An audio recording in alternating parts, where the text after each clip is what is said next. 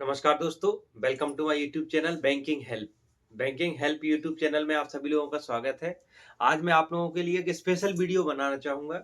Special video ऐसा कि जिसमें हम आप लोगों को बताना चाहेंगे कि बैंकिंग सेविंग अकाउंट जो बैंकिंग से रिलेटेड है, सेविंग अकाउंट आपको चुनना कैसे है? सेविंग अकाउंट जो सेविंग अकाउंट है, उसको आपको चुनते समय क्या-क्या सावधान मैं किसी स्पेशल बैंक का नाम नहीं ले रहा हूँ, ना कोई स्पेशल कोई अकाउंट का वेरिएंट बता रहा हूँ। आज आप लोगों को नॉर्मल बेसिक सा बता रहा हूँ कि आपको अगर एक सेविंग बैंक अकाउंट चुनना है तो आपको कैसे चुनना पड़ेगा। एक सेविंग बैंक अकाउंट चुनने के लिए आपको क्या-क्या ऐसी चीज़ें देखना है जो कि आपके लिए 100% बेनिफिशियल होंगी और आपके लिए बहुत ही लाभदायक होगा। चलिए पहली चीज़ बताता हूँ, अगर आपको बैंकिंग अकाउंट चुनना है तो सबसे पहले तो एवरेज बैलेंस, उसको आप मंथली एवरेज बैलेंस भी बोल सकते हैं, quarterly average, monthly average balance 1 महीने में एवरेज निकलता है बैंक, क्वार्टरली एवरेज बैलेंस में 3 महीने में। आपको सबसे पहले ऐसा बैंक अकाउंट चुनना है जिसमें मंथली एवरेज बैलेंस या क्वार्टरली एवरेज बैलेंस 0 हो या बिल्कुल उसमें कोई भी मेंटेन करने की आवश्यकता नहीं हो। सबसे पहली चीज़ आप समझ गए होंगे कि आपको मंथली या क्वार्टरली एवरेज बैलेंस निल वाला सेविंग बैंक अकाउंट चुनना है।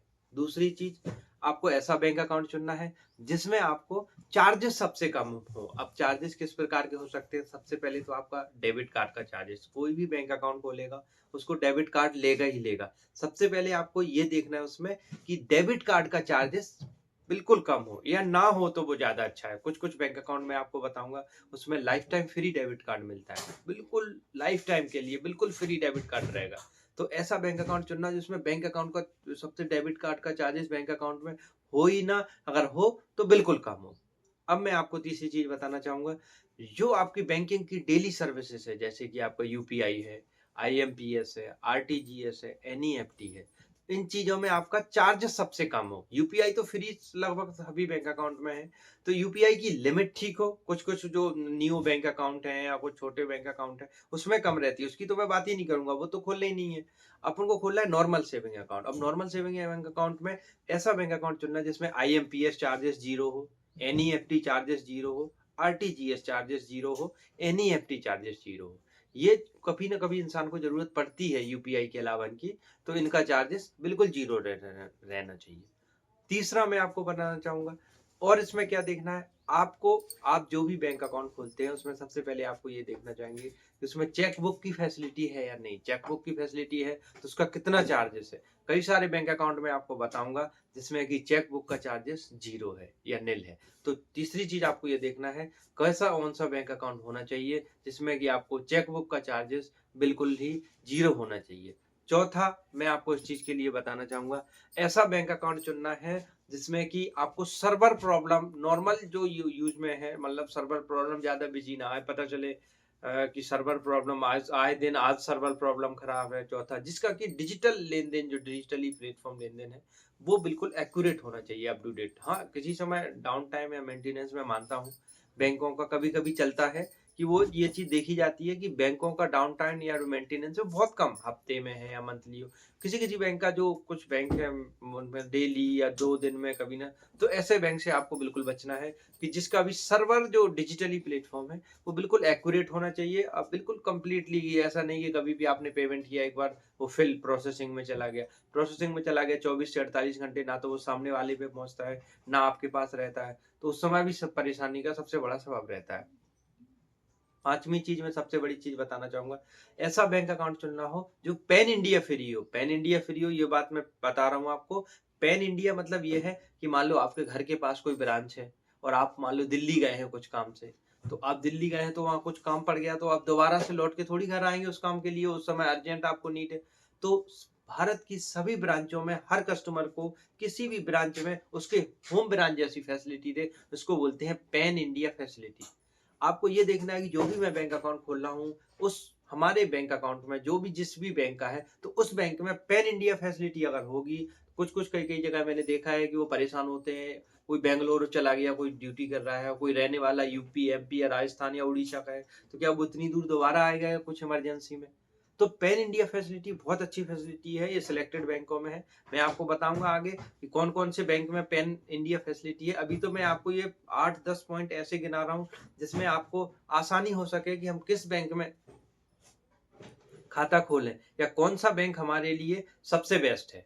अब मैं अगली बात आपको बताना चाहूँगा कि आपको ऐसा बैंक, कौन-सा बैंक चुनना है। कई सारे बैंक ऐसे हैं जिसमें डिजिटली प्लेटफ़ॉर्म से आपको ईज़िली अवेल्ड पर्सनल लोन मिले, जो आपका एवरेज बैलेंस है, उसके हिसाब से आपको ऐप में ही पर्सनल लोन ईज़िली से प्री अप्रूव्ड मिल सके। ऐसे भी बैंक अकाउंट आपको चुनना है, जो आपको पता चले ज़रूरत के नीड्स के लिए है, आपको तो आप लोन की ज़रूरत इंसान को हर समय कभी न कभी पड़ती है, तो प्री अप्रूव्ड पर्सनल लोन 100% मिले। कई सारे बैंक अकाउंट मैंने देखे हैं, 6-6 साल से यूज़ कर रहा हूँ, मैं उसको बदलवा भी चुका हूँ। 6-6 साल से यूज़ कर रहा हूँ, उसमें ना तो कोई पर्सनल लोन का कोई ऑफ़र, ना कुछ प्री अप्रूव्ड, कुछ भी नहीं। तो कई सारे बैंक अकाउंट ऐसे हैं जो मैं अभी यूज़ करने लगा हूँ, उसमें ऐसे मैं बताऊँगा कि आपने 1 साल ही अच्छे से 6 महीने मेंटेन किया, आपको तुरंत पर्सनल लोन का ऑफ़र आ गया। और ऐसा भी नहीं, कोई डॉक्यूमेंटेशन भी नहीं देना आपको कुछ, और रेट ऑफ़ इंटरेस्ट भी बहुत कम से कम। बजाय जो आप जो फिनटेक कंपनियाँ हैं या कोई थर्ड पार्टी एनबीएफसी हैं, इनसे लोन लेंगे, उनसे अगर उनका ब्याज 36% है, उसका 10%। ये मान लीजिए कम से कम आपको साल भर में, अगर आप 1 लाख रुपए लेते हैं, तो कम से कम 15 से 20 हज़ार का अंतर रहेगा। एनबीएफसी फिनटेक कंपनी और जो मैं आपको बैंक अकाउंट बताऊँगा, या जो मैं आपको बता रहा हूँ सिलेक्टेड बैंक अकाउंट, जो बैंक अकाउंट आप चुनेंगे जिसमें कि ईज़िली फैसिलिटी हो प्री अप्रूव्ड पर्सनल लोन की। अब मैं अगली बात आपको बताना चाहूँगा, कैसा दूसरा बैंक, 6वें नंबर की बात बता रहा हूँ। ऐसा बैंक अकाउंट चुनना है जिसमें क्रेडिट कार्ड फैसिलिटी हो। कई सारे बैंक अकाउंट हैं जो दूसरे से टाई अप किए हुए हैं, जैसे यूको बैंक है, या कोई सेंट्रल बैंक का नाम मैं आपको बताता हूँ। सेंट्रल बैंक जो है क्रेडिट कार्ड के लिए टाई अप किया हुआ है एसबीआई से। अब सेंट्रल बैंक का कोई पर्सनल क्रेडिट कार्ड का नहीं है। आप उसमें अप्लाई करने जाएँगे, अगर किसी का सैलरीड अकाउंट है, तो उसको तो क्रेडिट कार्ड मिलेगा ही नहीं, एसबीआई में जाके अप्लाई करना है। तो ये मैं आपको बताना चाहूँगा कि इस चीज़ का भी गौर रखना है कि उसका खुद का क्रेडिट कार्ड है या नहीं है। पता चले 1 6 साल से सैलरी आ रही है, एक क्रेडिट कार्ड ही नहीं मिला। भाई, कुछ चीज़ प्री अप्रूव्ड पर्सनल लोन ही नहीं मिला, या लोन मिल भी नहीं रहा है, कोई ऐप में, कोई डिजिटली प्लेटफ़ॉर्म पे कुछ मेंशन ही नहीं है, कोई फ्री, कई सारी चीज़ें, बहुत सारी चीज़ें ऐसी रहती हैं। ये मैंने आपको बता दिया। अब मैं लास्ट आपको पॉइंट बताना चाहूँगा, ऐसा बैंक अकाउंट चुनना है जो कि आपको आपकी सूटेबल के हिसाब से, अगर आप स्टूडेंट हैं, तो स्टूडेंट के हिसाब से भी अलग-अलग प्रोग्राम है, जैसे बॉब में है, तो बॉब एडवांटेज है, बॉब यंग है, बॉब ब्रो अकाउंट है एक, बॉब ब्रो अकाउंट स्टूडेंट के लिए स्पेशली है। तो ये सब वैराइटीज़ के हिसाब से चुनना है। मान लो मुझे बिज़नेस के लिए चाहिए, लाखों करोड़ों ट्रांज़ैक्शन करना है, तो उसमें मैं सेविंग अकाउंट तो खोलूँगा नहीं। उसके लिए स्पेशल कैटेगरी बनी हुई है, उसके लिए मर्चेंट के अकाउंट खोले जाते हैं बैंकों में अलग-अलग तरीके से, बिज़नेस अकाउंट रहते हैं, तो वो बिज़नेस अकाउंट ओपन होंगे। सेविंग अकाउंट खोलेंगे तो उसमें तो बिल फ्रीज़ मार जाएगा, उसमें एक दिन में 10-10 लाख, 20-20 लाख ट्रांज़ैक्शन होते हैं, इतनी तो पूरी नॉर्मल सेविंग अकाउंट की सालाना लिमिट रहती है। या फिर इनकम टैक्स का भी दिक्कत होगी। अगर मेरा मर्चेंट अकाउंट होगा, बिज़नेस अकाउंट, तो उसमें कोई दिक्कत नहीं होगी। ये मैं आपको कुछ चीज़ें, और मैं आपको एक लास्ट बात ये बताना चाहूँगा, अगर आप बैंक अकाउंट, कोई किसी भी बैंक अकाउंट का आप चुनाव करते हैं, सबसे पहले तो ये देखिए कि उसके आस-पास आपके यहाँ उसके कितने एटीएम हैं। एटीएम का भी एक प्रभाव पड़ता है। मान लो 4 से 5 बार ट्रांज़ैक्शन फ्री मिलते हैं, उसके बाद फिर चार्ज लगने लगते हैं। तो कई सारे बैंक अकाउंट तो ऐसे भी हैं, जिसमें आपको लाइफ़ टाइम अनलिमिटेड विथड्रॉ मिलता है। आप डेली में 100 बार, 1000 बार, जितना आपका मन है, 2 बार, 5 बार, 10 बार। तो ऐसा बैंक अकाउंट चुनना जिसमें अनलिमिटेड विथड्रॉ मिले, विथड्रॉ का चार्जेस ही नहीं हो। और दूसरी चीज़, ऐसा भी बैंक अकाउंट, ये तो मैंने आपको बता दिया। अब मैं आपको बताना चाहूँगा, ये उसकी कैटेगरी के हिसाब से मैंने बता दिया आपको। भाई, अगर आप स्टूडेंट हैं, तो स्टूडेंट के हिसाब से खुलवाइए, आप बिज़नेस हैं, तो बिज़नेस के हिसाब से। जैसे मेरा सैलरी अकाउंट है, तो सैलरी अकाउंट में ये देखिएगा कि आप किस डिपार्टमेंट में हैं, प्राइवेट जॉब भी है, तो कई सारी प्राइवेट जॉब, गवर्नमेंट जॉब में किसी बैंक से टाई अप रहता है। जैसे कोई भी पुलिसिंग का है, मान लो पुलिस डिपार्टमेंट से है, पुलिस डिपार्टमेंट का जो टाई अप है वो एसबीआई के साथ है। तो अब उसमें अगर आप खाता खुलवाएँगे, कुछ भी है, तो उसमें आपको 1 करोड़ का इंश्योरेंस है, जो कि मिलेगा। अगर आप मान लो एक्सिस या कि जिससे भी टाई अप नहीं हो, मान लो सेंट्रल बैंक या जो भी बैंक से टाई अप नहीं है, उसमें अगर आप सैलरी अकाउंट खुलवा लेते हैं, तो उसमें कोई आपको फैसिलिटी नहीं मिलेगी। आप कुछ भी उसमें, ना आपको इंश्योरेंस मिलेगा। तो इसलिए मेरा कहने का मतलब ये है कि आप जिस भी बैंक अकाउंट में खुलवाएँ, अपनी सिचुएशन के हिसाब से उसकी सब सारी चीज़ों पे टर्म्स एंड कंडीशन देख लें, इसकी ब्रांच कितनी है, उसमें पैन इंडिया फैसिलिटी है कि नहीं है। दूसरा, आपका चार्जेस कितने हैं, एटीएम चार्जेस कितने हैं, आईएमपीएस, आरटीजीएस, एनईएफटी चार्जेस कितने हैं, अवेलेबिलिटी क्या है। दूसरा, उसमें सबसे बड़ी बात ये है कि उसमें चार्जेस में ये है भाई, चार्जेस में भी कैटेगरी रहती है। बहुत हाई चार्जेस तो नहीं है, पर्सनल लोन फैसिलिटी है या नहीं, प्री अप्रूव्ड लोन है या नहीं है, pre approved credit card facility है या नहीं है।